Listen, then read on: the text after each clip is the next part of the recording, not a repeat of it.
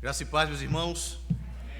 Motivo de alegria mais uma vez voltarmos à casa do Senhor, vendo muitos amigos, irmãos, e desde já eu quero convidá-los a abrir as Escrituras mais uma vez, agora na Epístola de Paulo aos Efésios.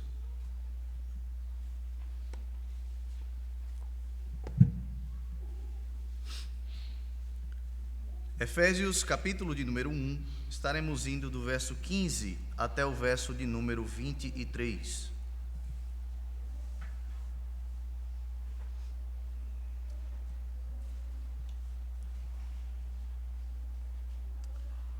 Efésios 1, do verso 15 ao verso de número 23, assim diz a palavra do Senhor. Por isso também eu, tendo ouvido a respeito da fé que vocês têm no Senhor Jesus e do amor para com todos os santos, não cesso de dar graças por vocês, mencionando-os nas minhas orações. Peço ao Deus de nosso Senhor Jesus Cristo, o Pai da glória, que conceda a vocês espírito de sabedoria e de revelação no pleno conhecimento dele.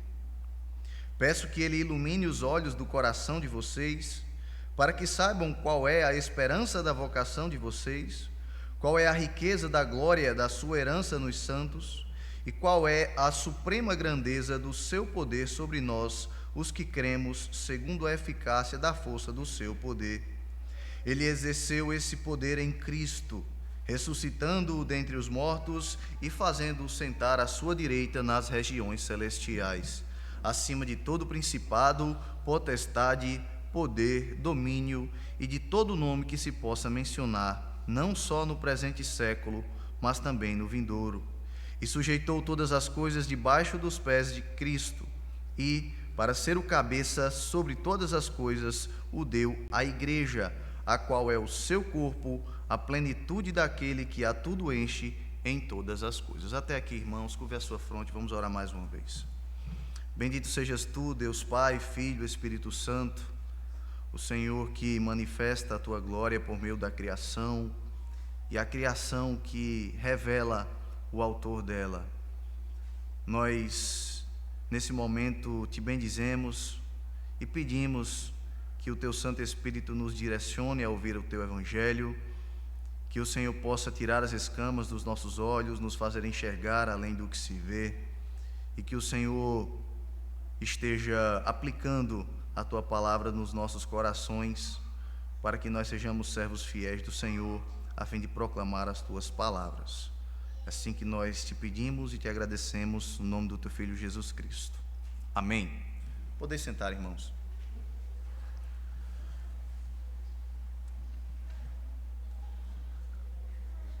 Quando nós analisamos as Escrituras cuidadosamente, é bem possível perceber que existe uma maneira pela qual Deus se relaciona com o seu povo. Isso se dá por meio de um pacto que Ele mesmo fez na eternidade antes de nós existirmos. Então, antes de existirmos, Deus já havia feito aquela aliança entre o seu filho e a sua noiva. Nós chamamos essa forma de relacionamento de doutrina da aliança. Ela mostra que a maneira como Deus se relaciona com o ser humano dá-se por meio de um representante, um redentor, que cumpre a promessa desse pacto.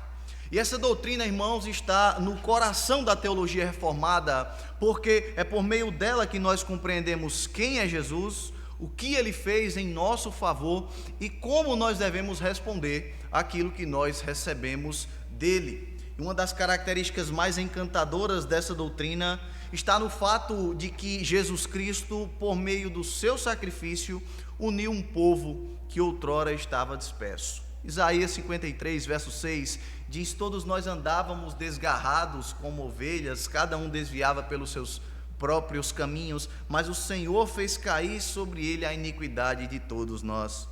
Isso significa, irmãos, que a obra de Cristo nos uniu como uma nação. E quando nós falamos sobre nação, o que nós temos em mente, né? que um agrupamento de pessoas que compartilham de costumes comuns, que formam um povo, que respeita as instituições e as autoridades e que buscam o bem-estar do próximo. Então, uma nação cujo Deus é o Senhor deve ser marcada pela obediência e pelo auxílio mútuo, onde cada parcela do povo intercede pelas outras. E dentro dessa perspectiva, irmãos, no texto de hoje, o apóstolo Paulo vai nos mostrar qual é o desejo para com os membros de uma nação a qual ele também pertence. É a nação dos eleitos, que tem como rei o grande Deus Yahvé. Ele vai expressar o desejo bondoso para com os crentes de Éfeso, e ele faz isso por meio de uma das maneiras mais belas que o Senhor nos ensinou, que é por meio da oração. Mas de que maneira, irmãos, a oração pode beneficiar uma nação? E quais são as petições de Paulo, o que é que elas implicam na vida dos crentes? Esses poucos versos nos mostram qual deve ser a nossa postura de oração quanto aos nossos irmãos e quais frutos evidenciam uma nação que é marcada pela sujeição ao grande Deus Todo-Poderoso. Mas antes de tudo é preciso que você compreenda como essas palavras de Paulo chegaram até os Efésios e qual era o cenário atual. Porque percebam que ele refere-se a um povo de fé vívida, segundo o verso número 15, um povo amoroso, e é isso que faz com que esse povo seja lembrado nas orações de gratidão pelo apóstolo Paulo. E a grande questão aqui é: como é que esse povo gentil cresceu tanto na fé, a ponto do apóstolo Paulo dizer que ora ao Senhor, agradece ao Senhor por causa disso? Quais são os precedentes da fé vívida que esse povo estava apresentando no presente momento? Até aqui, é importante que você entenda que Paulo estava se dirigindo a um povo que não era desconhecido dele. Ele tinha uma grande parcela de responsabilidade no desenvolvimento espiritual, na pregação que uniu aquele povo à igreja invisível do Senhor, antes mesmo deles receberem a carta aqui.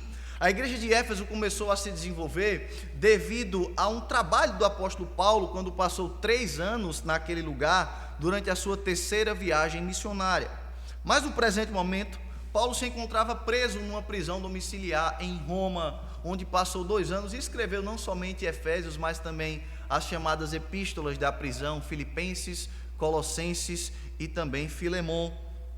E também é importante saber, irmãos, que a igreja que está recebendo essa epístola se encontrava num cenário muito diferente do tempo em que o apóstolo Paulo esteve lá pela primeira vez. Aquela cidade, antes de Paulo, era marcada pela adoração pagã, pela feitiçaria e também pelo ocultismo.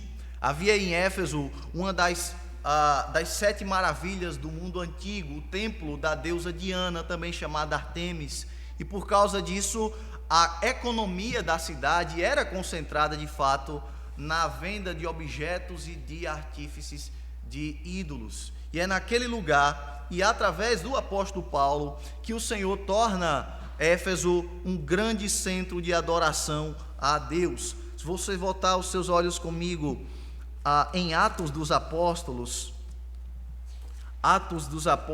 capítulo de número 19, Atos 19, verso de número 18 a 20, nós temos aqui os acontecimentos de Paulo em Éfeso. Diz assim: muitos dos que creram vieram confessando e denunciando publicamente as suas próprias obras. Também muitos dos que haviam praticado magia, reunindo os seus livros, os queimaram diante de todos. Calculando o valor dos livros, verificariam que chegava a 50.000 denários. Assim, a palavra do Senhor crescia e prevalecia poderosamente. Então, da prisão romana, Paulo agora envia essa carta por meio do seu cooperador Tíquico, com a finalidade de apresentar não somente à igreja de Éfeso, mas também a toda a província, a situação em que ele se encontrava na prisão, também com o objetivo de mostrar a sua alegria pelo progresso na fé dos irmãos e do amor que eles tinham, e principalmente para ensinar de que maneira aqueles crentes deveriam se desenvolver como uma igreja. Então, esse é o principal objetivo de Paulo na epístola aos Efésios: ensinar as doutrinas elementares da igreja e como ela deve progredir na fé e no conhecimento do Senhor Jesus Cristo. Para expressar essas verdades, Paulo vai iniciar a sua carta escrevendo sobre as bênçãos espirituais que os crentes desfrutam por meio das três pessoas da Trindade. E ele faz isso nos 14 primeiros versos aqui do capítulo 1. Primeiro, Paulo vai dizer que Deus foi quem nos escolheu antes da fundação do mundo. Antes da fundação do mundo, que ele nos predestinou e nos adotou como filhos. Ele vai dizer isso nos 6 primeiros versos do capítulo 1. Depois Paulo também discorre sobre as bênçãos que os crentes desfrutam por meio da segunda pessoa da Trindade, do Filho. Ele diz que nele, em Cristo Jesus, nós temos a redenção, a remissão de pecados, a sabedoria, entendimento, conhecimento da sua vontade revelada, e que nele nós somos feitos uma herança.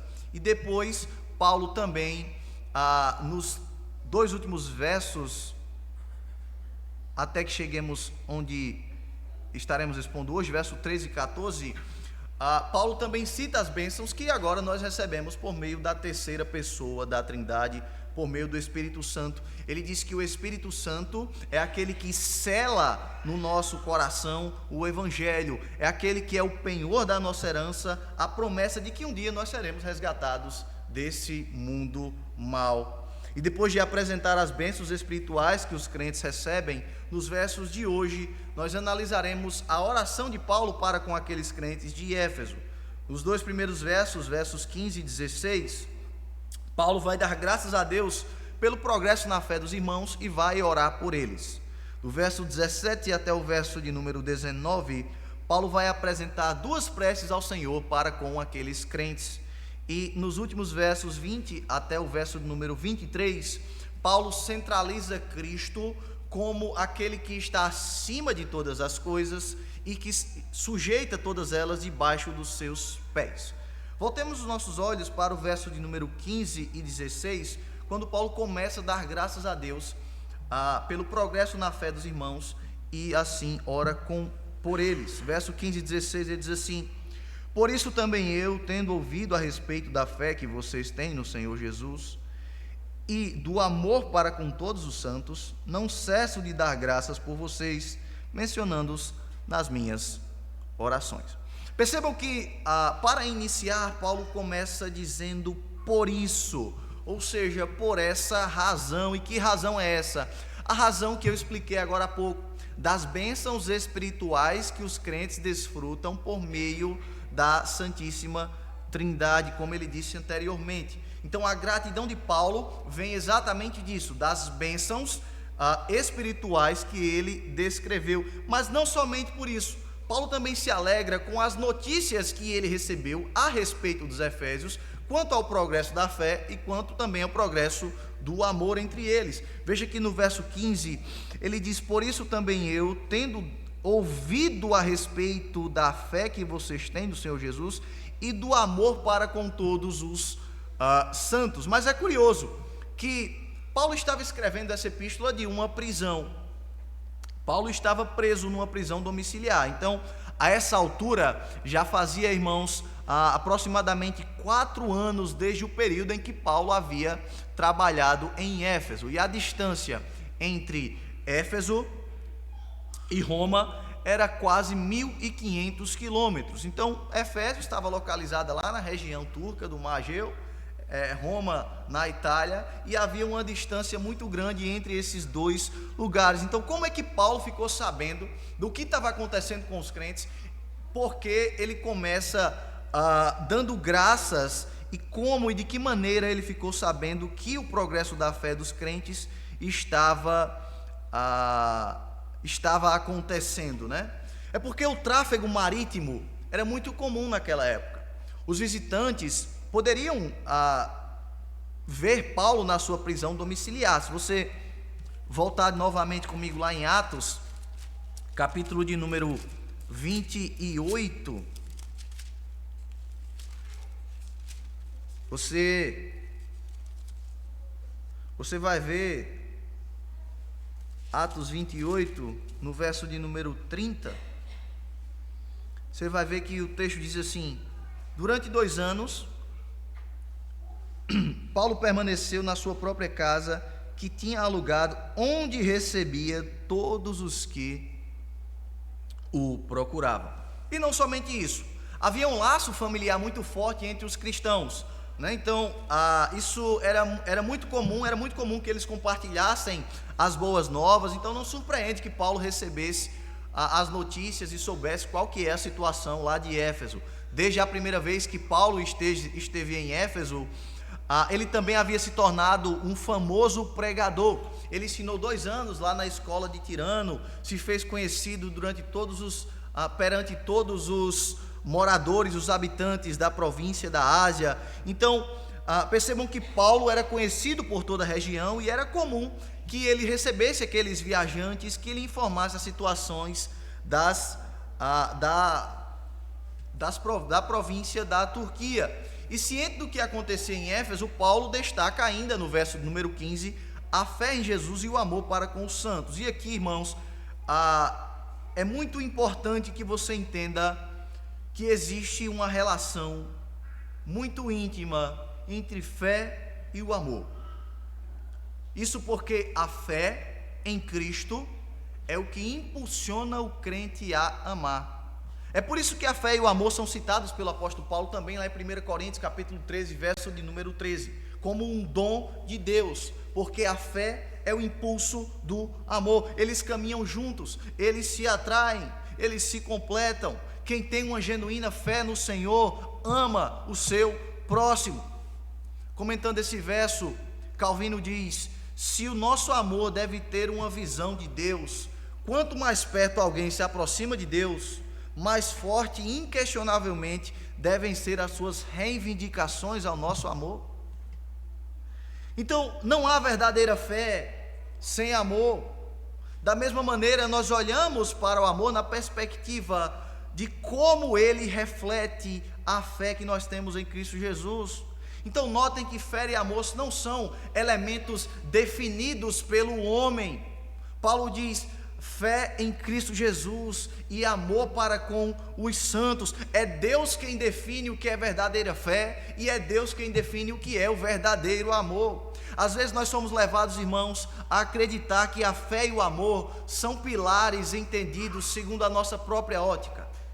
Muitas vezes nós somos tentados a achar que nós definimos o que é fé e nós definimos o que é amor. É por isso que é muito comum encontrar pessoas fazendo coisas bizarras em nome da fé e do amor.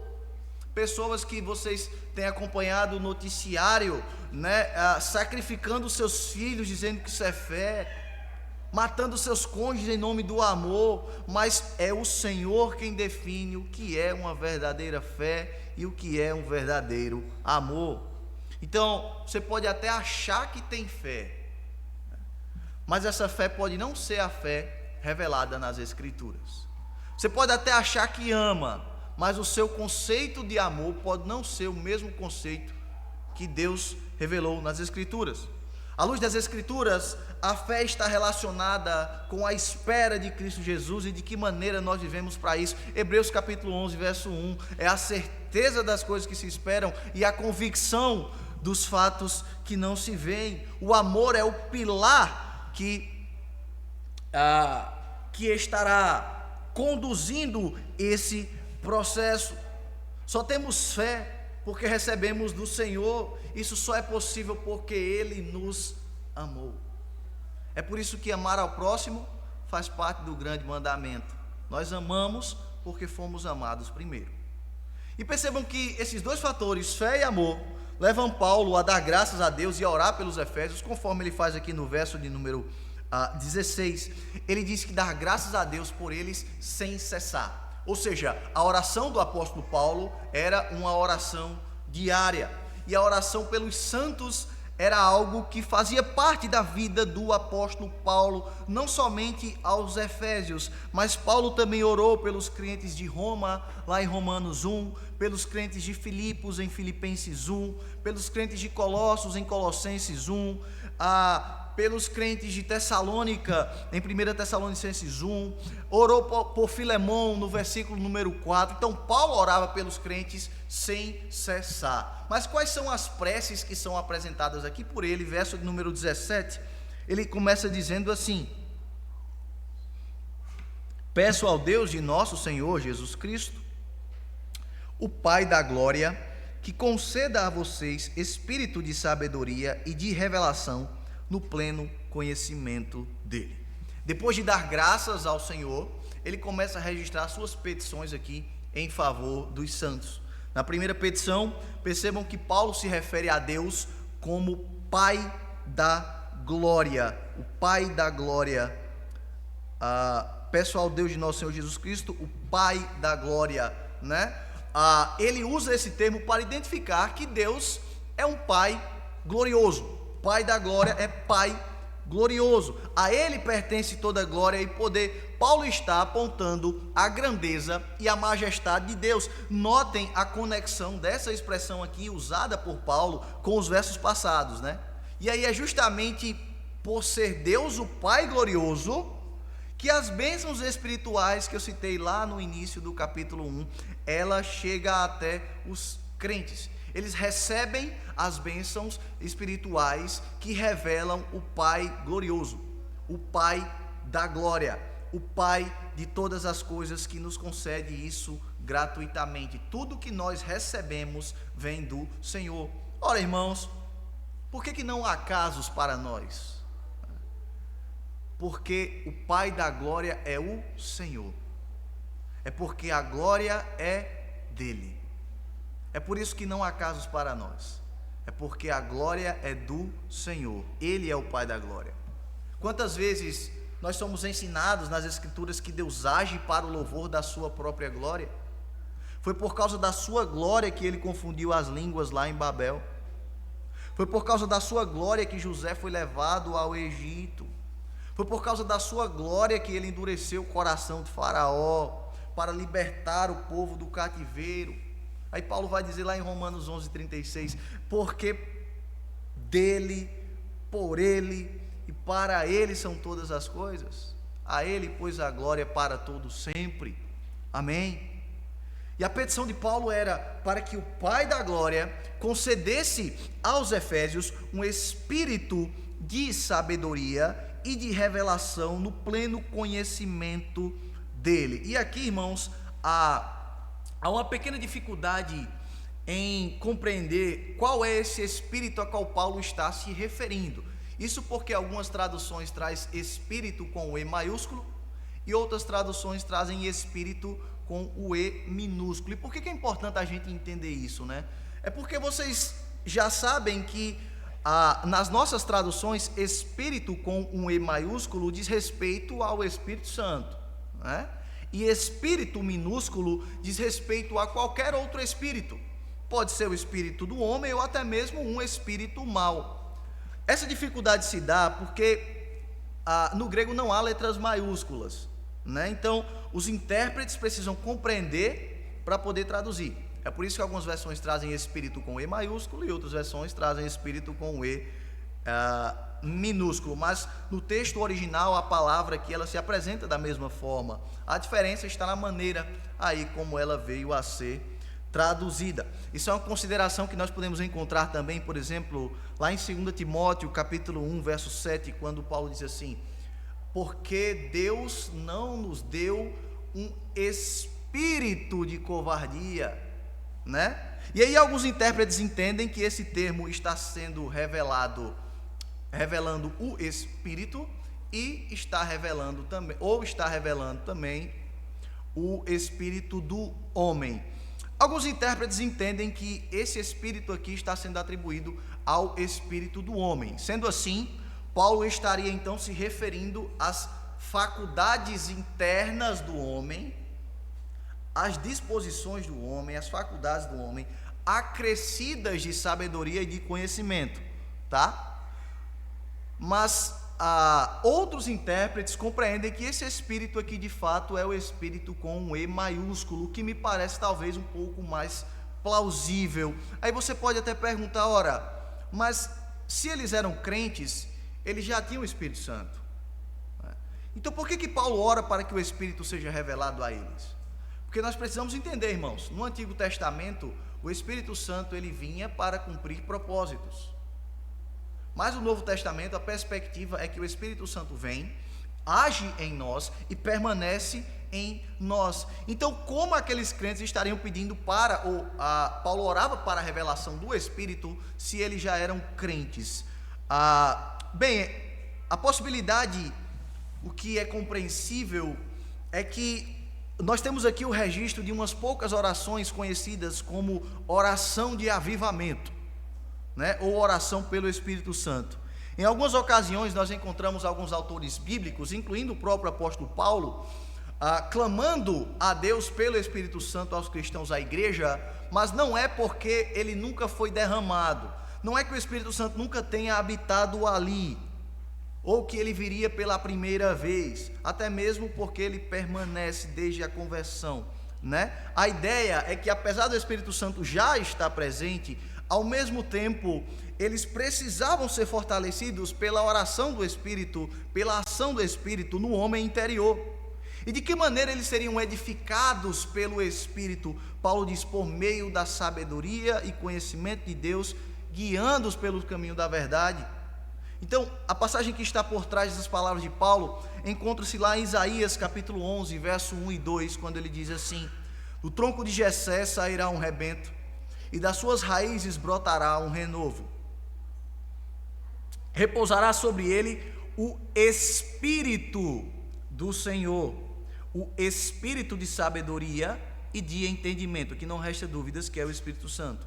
O Espírito de conselho e de fortaleza, Espírito de conhecimento e de temor do Senhor.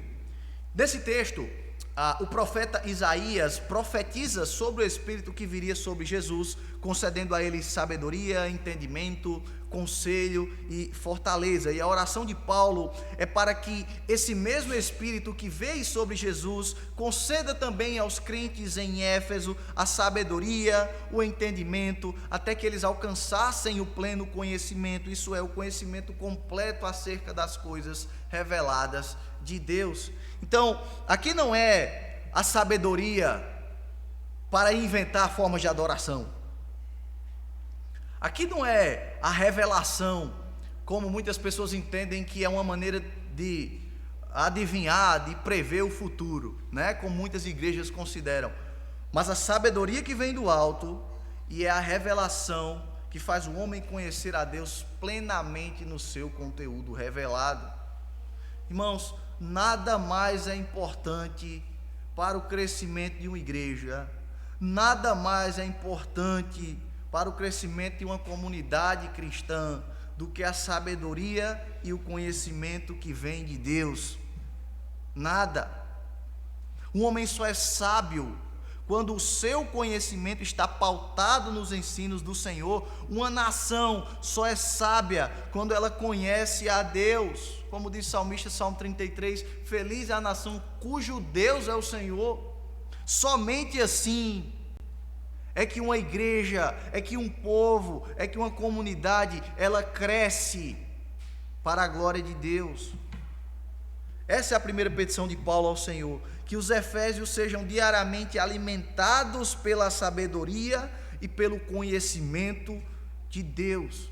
Então, se é Espírito maiúsculo ou se é Espírito minúsculo, isso não muda a ideia central do texto, porque a oração de Paulo é a mesma, que os crentes sejam edificados e sejam fortalecidos em graça e em sabedoria das revelações de Deus. E ele apresenta agora uma segunda petição, verso 18 e 19. Ele começa o verso 18 dizendo assim: peço que ele ilumine os olhos do coração de vocês. Por que iluminar os olhos do coração? É porque nas Escrituras, irmãos, o coração é compreendido como o âmago da fé. Ele é o mais íntimo do homem, Provérbios 4, 23 vai dizer: de tudo que se deve guardar, guarde bem o seu coração, porque dele procede as fontes da vida. Paulo também vai dizer em Romanos 10, 10, como nós lemos agora há pouco: porque com o coração se crê para a justiça. Então o coração é um lugar que está oculto aos homens e somente o Senhor conhece as suas profundezas. Ora, irmãos, lá em 1 Samuel, capítulo número 16, Samuel ele é enviado para ungir Davi como rei. Assim que ele chega na casa de Jessé, a primeira pessoa que ele vê não é Davi, é Eliabe. E aí ele pensa: é esse. Mas se você for ler o texto no verso número 7, é interessante que o Senhor vai dizer assim: não olhe para a aparência dele, nem para a sua altura, porque eu o rejeitei. Porque o Senhor não vê como vê o homem. O ser humano vê o exterior, o Senhor vê o coração. Então a perspectiva bíblica é que há no homem um íntimo que somente o Senhor pode penetrar. E esse íntimo não consegue enxergar as coisas de Deus se o Espírito não lhes trouxer luz. É por isso que ele diz: olhos do coração. Logo, a oração de Paulo é para que Deus ilumine o mais íntimo deles, dissipando a ignorância. E com que objetivo, né? Paulo vai citar 3 razões que nós veremos. A primeira razão, ele diz que é para que saibam qual é a esperança da vocação deles. A segunda razão é para que eles saibam qual é a riqueza da glória da herança deles nos santos. E a terceira razão é para que eles saibam qual é a suprema grandeza do poder de Deus sobre o seu povo. Veja como ele começa, como ele continua o verso número 18, né? Peço que ele ilumine os olhos do coração de vocês, para que saibam qual é a esperança da vocação de vocês. Em outra tradução está assim: a fim de saberem qual é a esperança para a qual vocês foram chamados. Ou também uma outra tradução, talvez facilite, está assim: para saberdes qual é a esperança do seu chamamento. Essa esperança da vocação diz respeito à certeza da salvação. Nós somos vocacionados por Deus para uma viva esperança. A oração de Paulo é para que o Espírito Santo traga aos crentes a certeza das coisas de Deus. É o chamamento interno eficaz que produz esperança do mundo vindouro.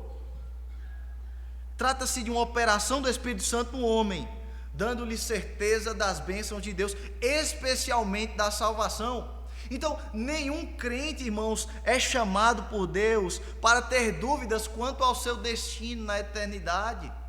Ele é chamado para algo certo. É isso que significa a palavra esperança. Aqui no português, muitas vezes nós falamos a palavra esperança como se fosse um desejo. Eu tenho esperança que isso vai acontecer, mas pode simplesmente não acontecer, né? Mas no texto original grego, a palavra esperança é algo que é certo que vai acontecer. Nós estamos apenas aguardando. É algo que é certo acontecer. Então, irmãos, não há nada mais precioso e sublime para um crente do que saber a esperança da sua vocação, a esperança do seu chamado, a certeza da convicção que ele tem do chamado de Deus para a sua vida. Não há nada mais excelente para o homem do que entender a quem ele pertence e qual é o seu destino final. Isso faz com que ele tire os olhos das coisas terrenas e olhe para as coisas que são eternas. Então essa é a primeira razão para essa segunda petição de Paulo, que os crentes tenham certeza do destino que eles terão na eternidade. Ele faz isso dessa maneira aqui e depois já apresenta o segundo motivo. Verso número 18, ele começa dizendo assim: peço que ele ilumine os olhos do coração de vocês, para que saibam qual é a esperança da vocação de vocês, qual é a riqueza da sua glória, da sua herança nos santos. Então perceba, novamente verso número 18, depois da primeira parte: para que saibam qual é a esperança da vocação de vocês, qual é a riqueza da glória da sua herança nos santos. Aqui Paulo está se referindo às gloriosas riquezas e a todas as bênçãos que acompanham a salvação, né? Especialmente aquelas que são concedidas aos crentes na grande consumação de todas as coisas. Essas glórias, essas gloriosas riquezas, elas são chamadas aqui de herança, porque são frutos da graça de Deus que os crentes de fato herdam. E uma vez recebida, jamais poderão ser tomadas. Ora, o que é uma herança? Né? É algo que o herdeiro assume sem que ele tenha construído. Né? Ele apenas desfruta. Ele usufrui daquilo que outra pessoa construiu. Essa é a segunda razão para a petição de Paulo, para que os crentes saibam que eles herdam gloriosas riquezas que não foram conquistadas por ele, mas por Cristo, mas pelo Senhor. Mas no verso de número 19, Paulo ainda acrescenta mais uma petição. Para que saibam, ela ainda diz: qual é a suprema grandeza do seu poder sobre nós, os que cremos, segundo a eficácia da força do seu poder. Essa palavra suprema aqui no idioma original, na sua forma adjetiva, ela denota algo extraordinário, fora de medida ou imensurável, né? É assim que Paulo se refere à grandeza do poder de Deus, como algo que não pode ser medido pelos homens. A palavra poder é um termozinho que significa dinamite, né? É o dunamis, significa dinamite. É uma palavra que significa força, energia. É o mesmo termo usado lá em Atos capítulo 3, verso 12, para indicar o poder que Pedro usou a fim de curar o aleijado, né? É o poder que faz as coisas acontecerem, que manifesta a força, que manifesta a energia do Todo-Poderoso. E ele diz que esse poder grande e supremo veio a nós, os que cremos, o que mostra que esse poder é exercido em favor dos crentes. Paulo não está se referindo a um poder destinado a todos, mas a todos os que creem, todos que foram destinados a isso, todos os eleitos. A ideia é que para que os crentes desfrutem da salvação, por meio de Cristo Jesus, foi necessário uma força imensurável. E a oração de Paulo é para que os crentes tenham consciência disso, do poder que foi necessário para nos salvar, da suprema grandeza desse poder que nos deu vida em Cristo Jesus. Porque percebam como ele conclui o verso número 19, né? Segundo a eficácia da força do seu poder. Analisando ainda esse verso 19, Calvino faz uma analogia interessante. Ele observa que os termos força, poder e eficácia, eles podem ser relacionados de que maneira? Ele diz que nós podemos pensar na força como uma raiz, no poder como a árvore e na eficácia como os frutos. A força, a raiz, o poder, a árvore e a eficácia, os frutos. São essas três razões pelas quais Paulo ora para que Deus ilumine o interior daqueles crentes, para que eles tenham certeza da salvação, para que eles saibam a riqueza das bênçãos que acompanham a salvação e para que eles tenham consciência do supremo poder que foi necessário para que eles fossem salvos. E agora, Paulo vai comparar esse mesmo poder exercido em nós de nos salvar com o poder que ele exerceu em Jesus Cristo, que Deus exerceu em Jesus Cristo, ressuscitando dentre os mortos. Ele vai centralizar a pessoa de Jesus como aquele que ressuscitou, revelando o poder de Deus. Veja que coisa surpreendente, verso número 20. Ele exerceu esse poder em Cristo, ressuscitando dentre os mortos e fazendo assentar à sua direita nas regiões celestiais. Meus irmãos, esse mesmo poder exercido para a salvação dos crentes também centralizou Cristo ressurreto. Sobre esse verso, o comentarista William Hendrickson, ele diz o seguinte: o apóstolo ora para que os efésios sejam dados olhos de esclarecimento, a fim de que possa ver e discernir, que para que se faça possível a transformação de uma vida sólida de esperança e gloriosa realização, de modo que recebam sua plena herança, Deus tem à sua disposição um poder tão grandioso como ele demonstrou quando levantou seu filho dentre os mortos e o fez sentar-se à sua direita. Era como se Paulo estivesse dizendo: podem confiar no Senhor, porque Ele é glorioso, Ele é sublime para garantir a herança de vocês. Confiem nisso, porque o poder que salva vocês é comparado ao poder de ressuscitar Jesus dentre os mortos. Que comparação incrível, né, irmãos? Que comparação incrível. E que segurança nós temos em Jesus, que segurança. Porque nós não estamos sujeitos à tradição dos homens. Não. A nossa confiança está naquele que ressuscitou Jesus dentre os mortos. É nele que está a nossa confiança. O que pode ser mais seguro para nós, irmãos, do que depender do Todo-Poderoso, do Pai da Glória? O que pode ser mais confortante para a nossa alma, se não a certeza que nós estaremos com Ele na eternidade?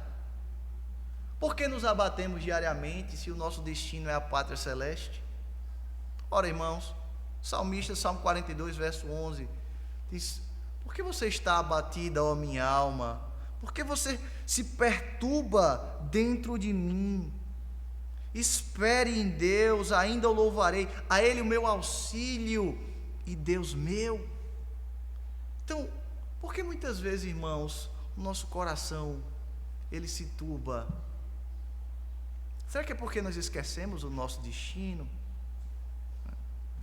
Mas Paulo continua dizendo que Cristo se assentou à direita de Deus Pai nas regiões celestiais, ou seja, que Ele está acima de todas as coisas. Veja o verso número 21, acima de todo principado, potestade, poder, domínio e de todo nome que se possa mencionar, não só no presente século, mas também no vindouro. É importante que você se lembre que a cidade de Éfeso era marcada pela feitiçaria, pelo ocultismo, pelas práticas de magia. Eles adoravam demônios.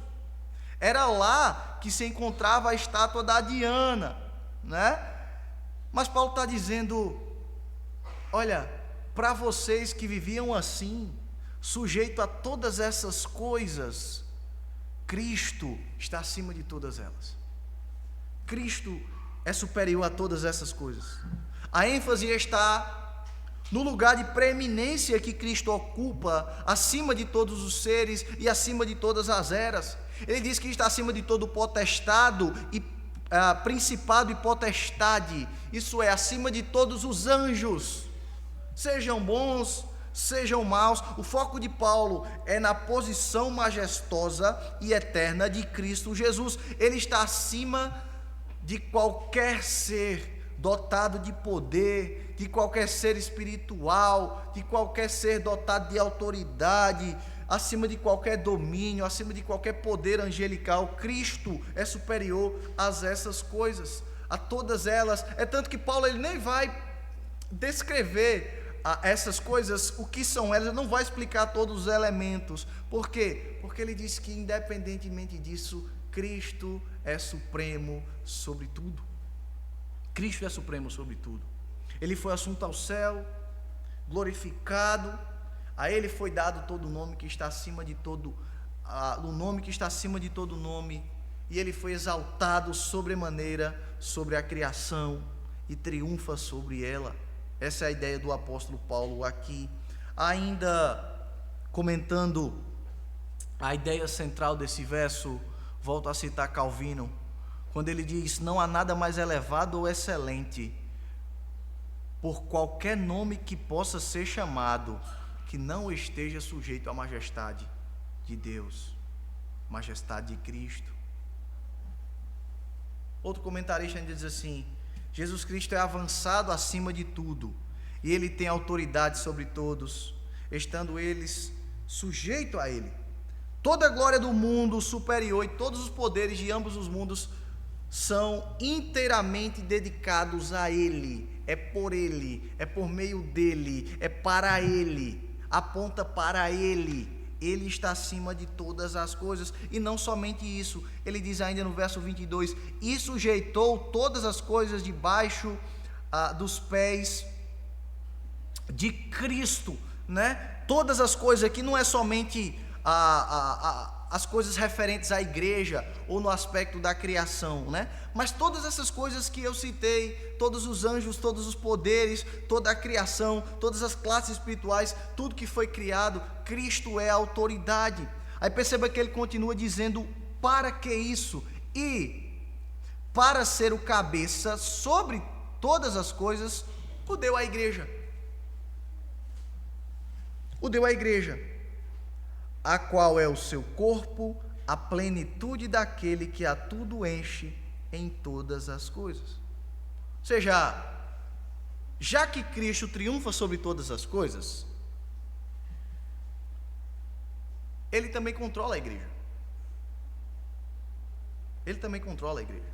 É por isso que Ele é chamado de cabeça da igreja, porque é Ele quem a governa. É Ele quem a governa. A igreja não é governada por pessoas. Pessoas são instrumento para o governo de Deus. Nós temos aqui uma figura bem presente nos escritos de Paulo, né? Quando ele chama a igreja de corpo e Cristo de cabeça. A igreja, ela não é minha, a igreja não é do pastor, a igreja não é dos homens, a igreja não é do Estado. A igreja é um corpo que é controlado pelo cabeça, que é Cristo Jesus. Os seus líderes, os seus representantes, eles são instituídos para manter a fidelidade daquilo que Deus ordenou.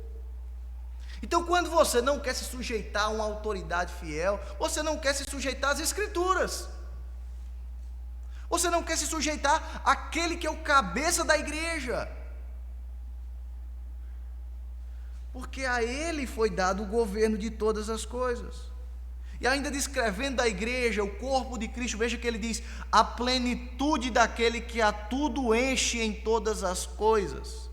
Então, esses versos apresentam muitos pontos aqui, que alguns intérpretes acabam deslizando algumas vezes, né? Mas a ideia é que da mesma forma como nós queremos a plenitude do Espírito Santo, para termos sabedoria e conhecimento de Deus, Cristo também quer a plenitude da igreja.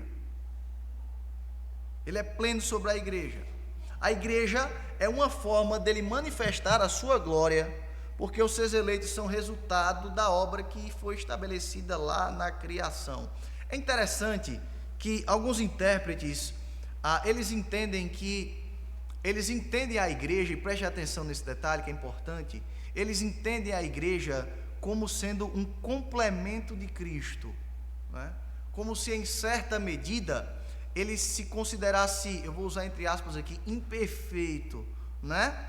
E o esposo precisa da sua esposa para ser completo, não no sentido de que ele não é pleno, mas no sentido de que faz parte da sua completude a igreja. A cabeça precisa do corpo para se harmonizar, a videira precisa dos ramos, o pastor precisa das ovelhas, o rei precisa do seu reino.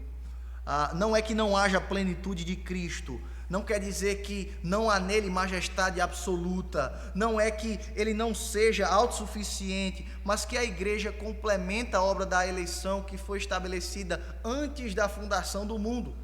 Então eu prefiro dizer que a igreja faz parte da plenitude de Cristo, porque ela está incluída na obra que foi estabelecida na eternidade, que Deus escolheria um povo por meio de Cristo Jesus. Então percebam que Cristo não é considerado apenas o cabeça da igreja, né? Mas o cabeça de todas as coisas. De todas as coisas. Cristo é o cabeça da criação, da história. Cristo é o cabeça da obra redentiva e deve ser o cabeça também das nossas faculdades. Cristo deve ser o cabeça da sociedade. Cristo deve ser o cabeça da educação. Cristo deve ser o cabeça da música, da arte, das ciências exatas, porque todas as coisas estão sujeitas a Ele. Daqui a pouco vocês vão votar. Daqui a pouco vocês vão votar. Pensem bem quem vocês vão votar. Pensem bem quem vocês vão votar. Será que a sociedade e as propostas políticas, elas se submetem ao que Cristo institui? Mas o que a gente pode aprender com isso rapidamente, irmãos? Rapidamente. Em primeiro lugar, é que nós começamos a observar, desde os primeiros versos, que a oração está muito longe de ser um exercício mecânico, que nós precisamos muitas vezes nos esforçar por fazer. O grande problema é que às vezes a nossa oração ela não segue o padrão que o próprio Cristo ensinou, lá em Mateus capítulo 6. Não.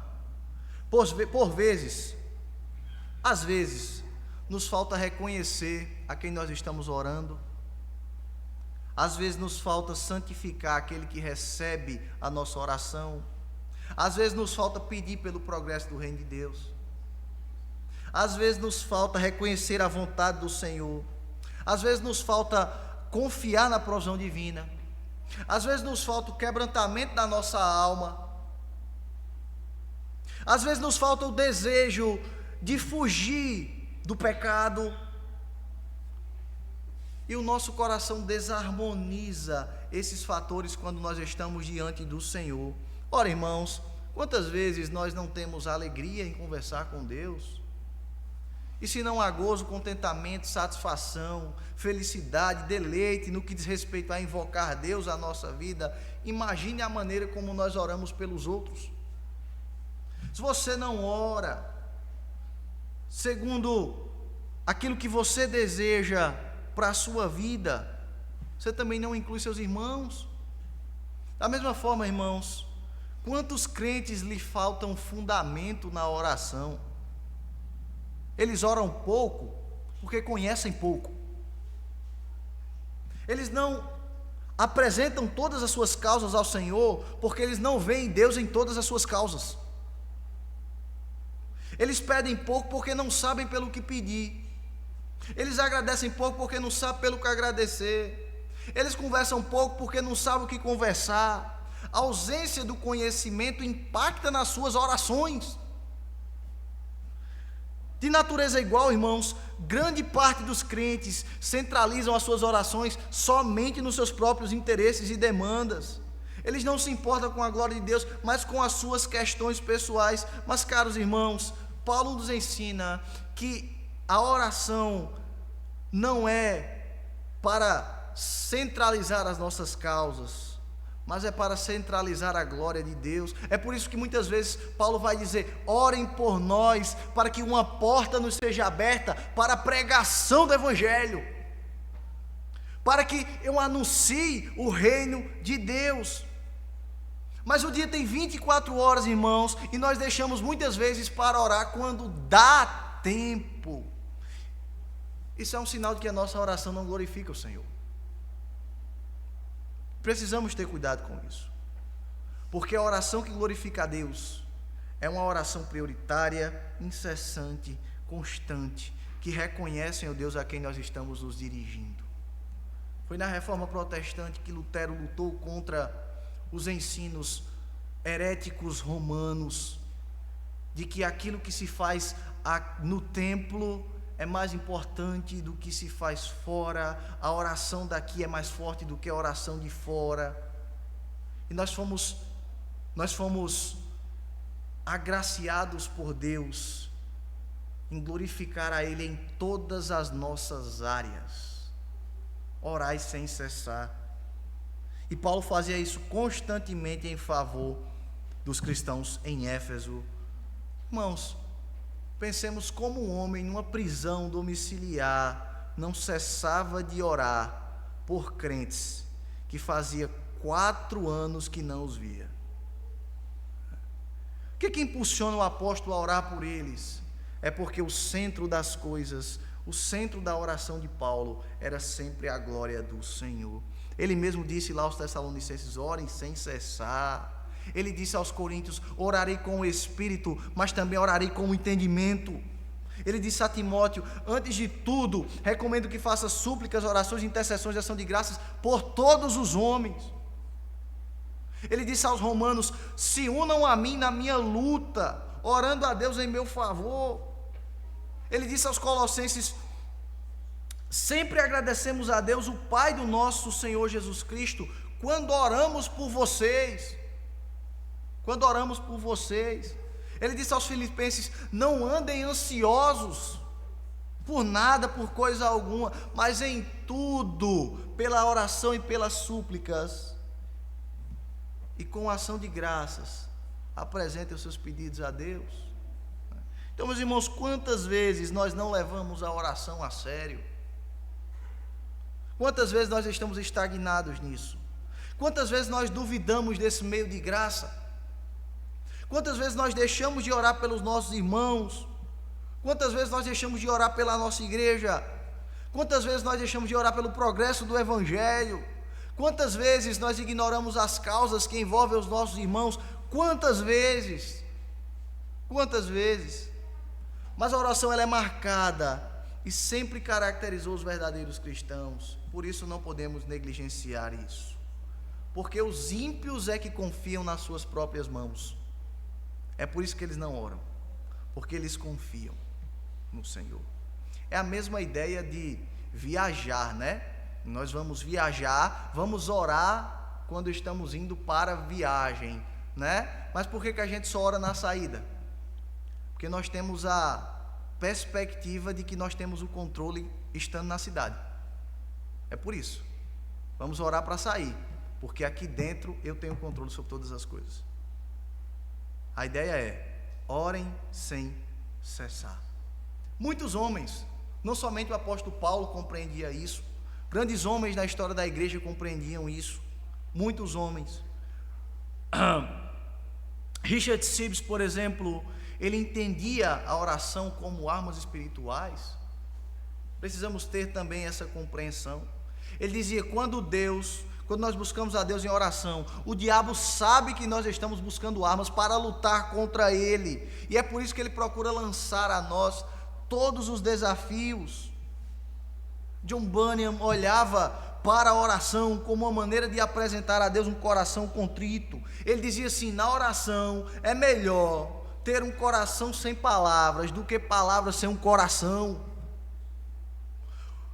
Matthew Henry, ele olhava para a oração como uma maneira de inclinar-se para receber as misericórdias de Deus. Ele dizia: sempre que Deus tenciona exercer misericórdia com um povo, a primeira coisa que ele faz é colocar o povo para orar. É colocar o povo para orar. Então nós não podemos abandonar essa ordem do Senhor, porque não marca somente a história da igreja, mas marca também a nossa identidade como cristãos.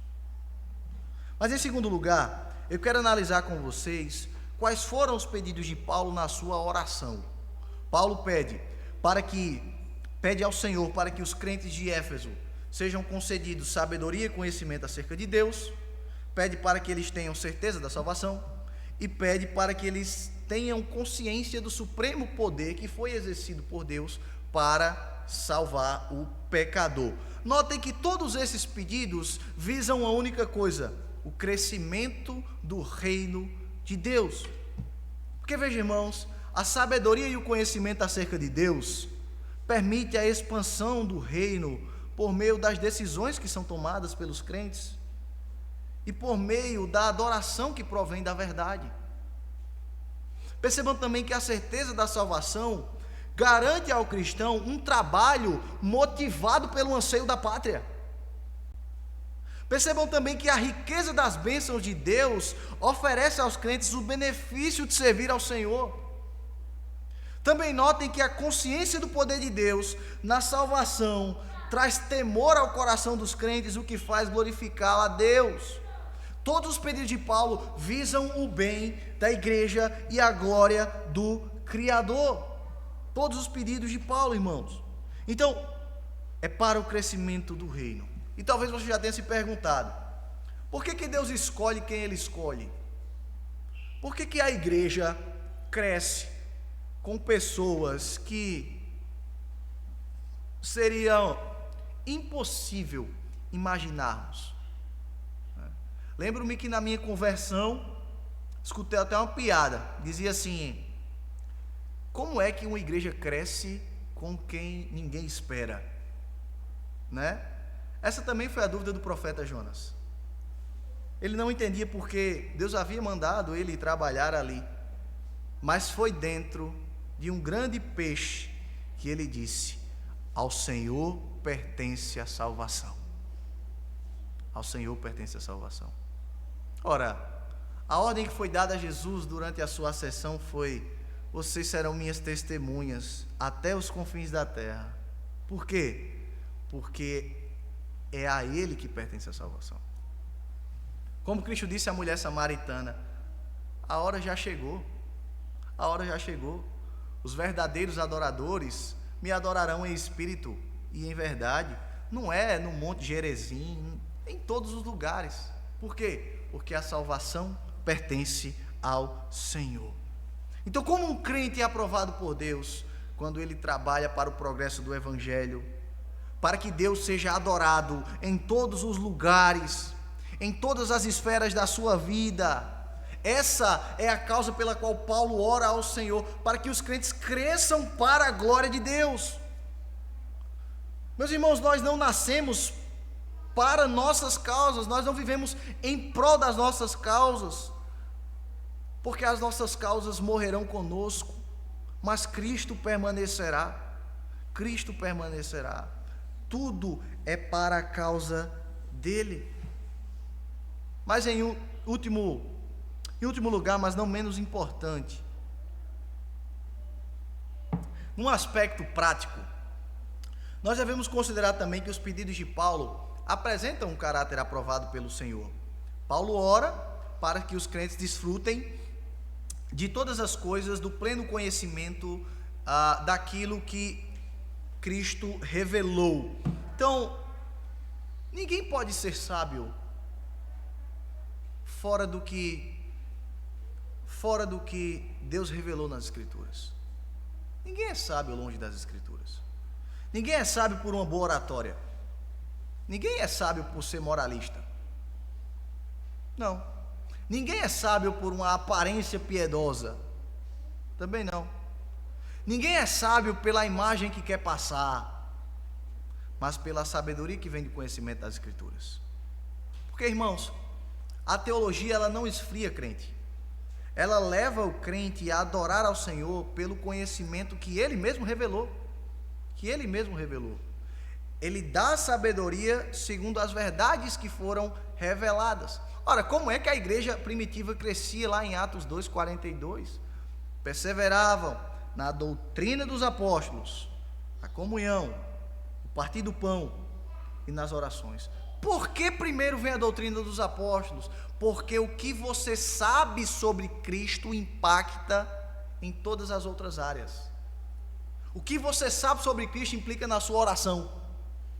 O que você sabe sobre Cristo implica no seu voto. O que você sabe sobre Cristo implica nas suas decisões. O que você sabe sobre Cristo implica na sua cosmovisão de mundo. É por isso que quando se diz assim, quando nós ajoelhamos, apesar de nossas muitas diferenças, nós somos irmãos. Mentira! Não. Porque a maneira que se ora e até a oração, ela é impactada pelo que você conhece sobre Cristo. Porque se você acha que você governa a sua vida, você não vai dizer: Cristo, obrigado por me salvar. Você vai dizer: obrigado por me possibilitar a salvação. São duas coisas diferentes. Então, irmãos, o que Paulo ensina é que para sermos sábios, temos que ter as Escrituras diante de nós.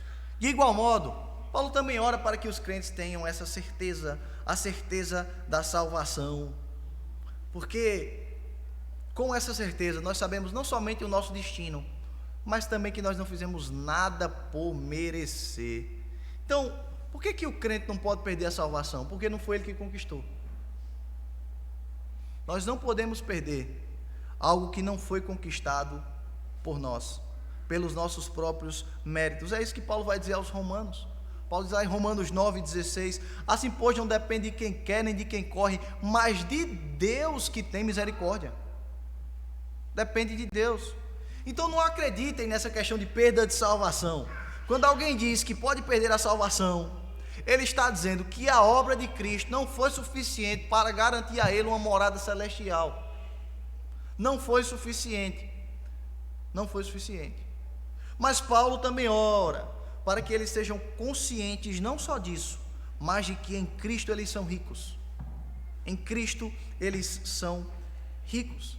Eles recebem bênçãos que acompanham a salvação, que ele disse aqui no início do nosso texto. E assim nós somos feitos herança do Senhor por meio do selo do Espírito Santo.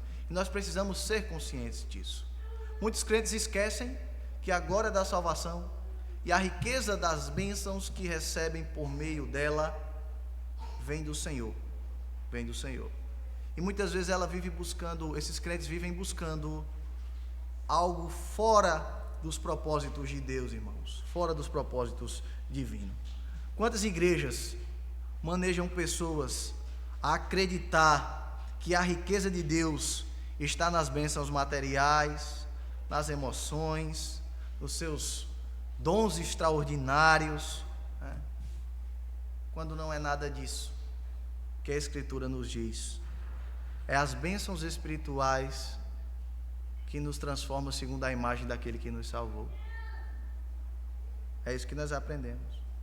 E por último, mas não menos importante, quero concluir dizendo: Paulo compara o poder da salvação do homem com o poder de ressuscitar Jesus Cristo dentre os mortos. Sabe por que ele faz isso? É para que os crentes de Éfeso tenham a consciência do supremo poder de Deus em salvar o pecador. Ele é poderoso para isso.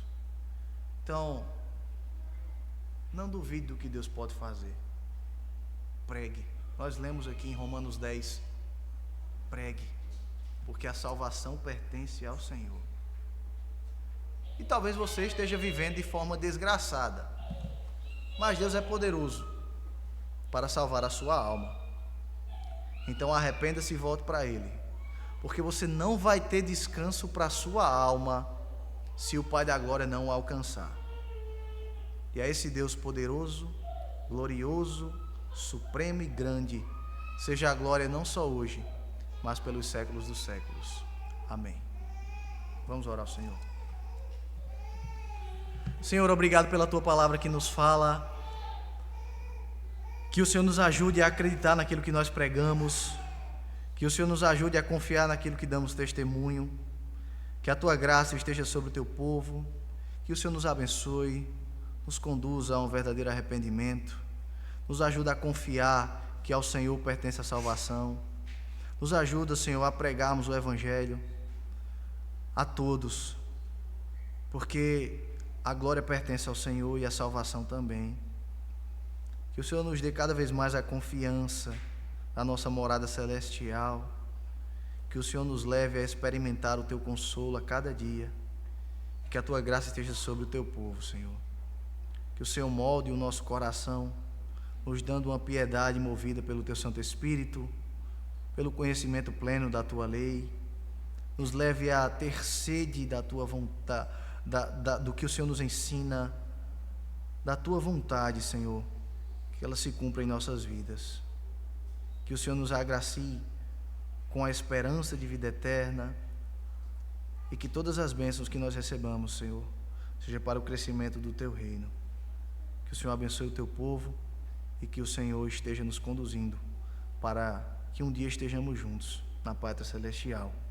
Essa é a oração do Teu povo, em nome do Teu Filho Jesus Cristo. Amém.